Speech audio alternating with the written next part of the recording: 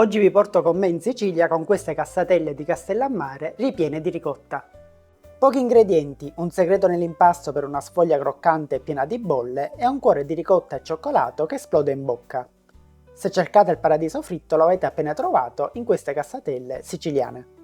Prepararle è davvero molto semplice, quindi allacciate i grembiuli che iniziamo subito a cucinare.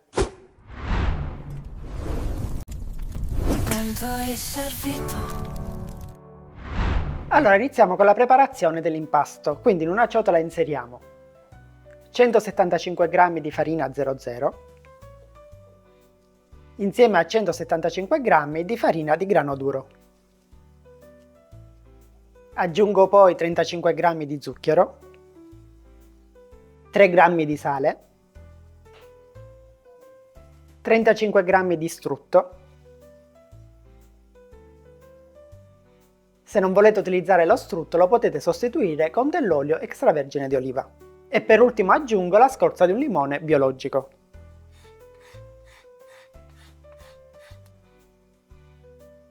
E iniziamo ora a miscelare tutti gli ingredienti, dobbiamo ottenere un composto sabbioso.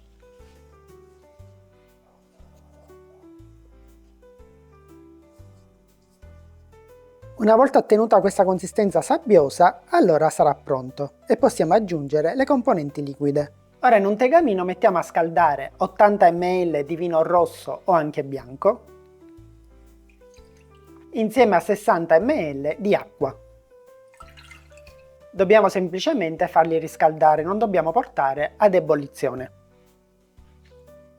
La differenza tra il vino rosso e il vino bianco consiste nel colore che assumerà la pasta.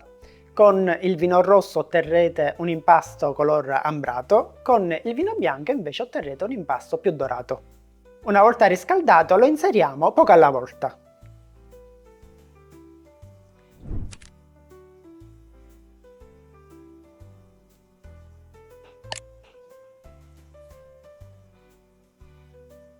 Una volta inserito tutto terminiamo di impastare, dobbiamo ottenere un panetto liscio e compatto.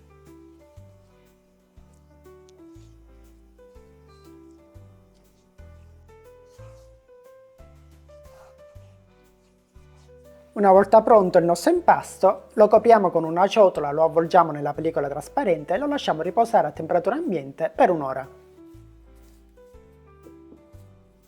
Nel frattempo che aspettiamo che il nostro impasto riposi, noi prepariamo la crema di ricotta.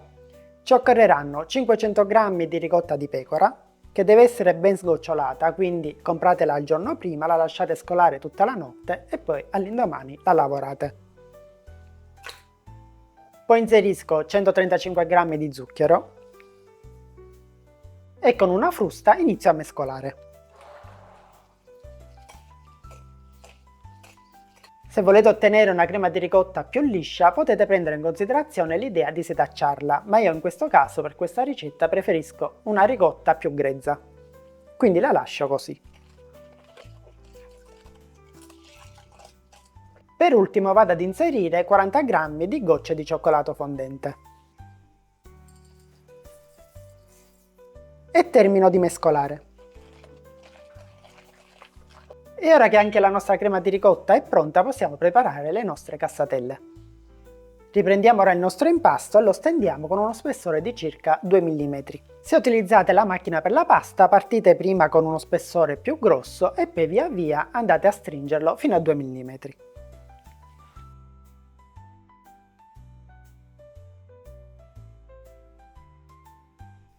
Riduco lo spessore ancora e piego l'impasto nuovamente a 2 e ristendo.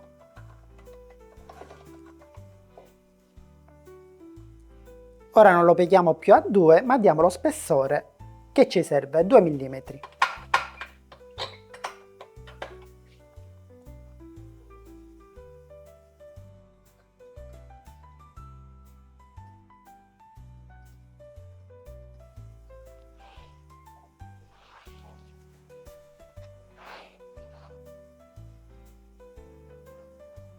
Ora dividiamo l'impasto in 3 parti.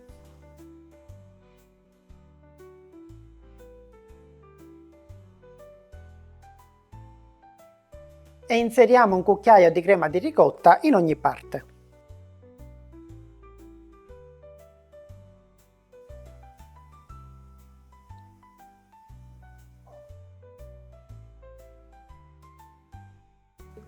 E ora chiudiamo l'impasto a portafoglio in questo modo.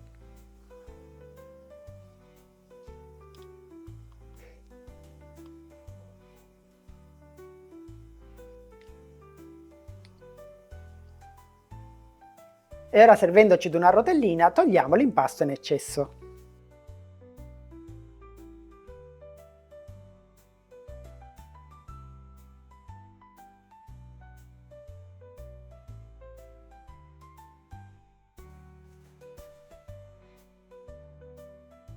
E le prime sono fatte.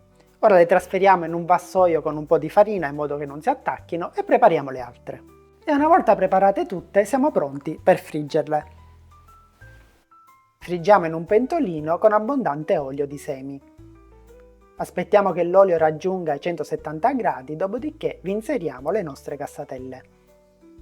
Le facciamo cuocere in modo uniforme per qualche minuto, giusto il tempo che diventano dorate. Dopodiché le tiriamo fuori e li trasferiamo in un contenitore con della carta assorbente. E una volta terminato di friggerle tutte, diamo una bella spolverata di zucchero a velo e vi consiglio di servirle mentre sono ancora calde.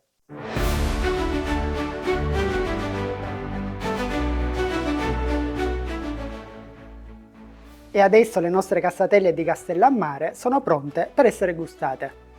Pronto? E servito!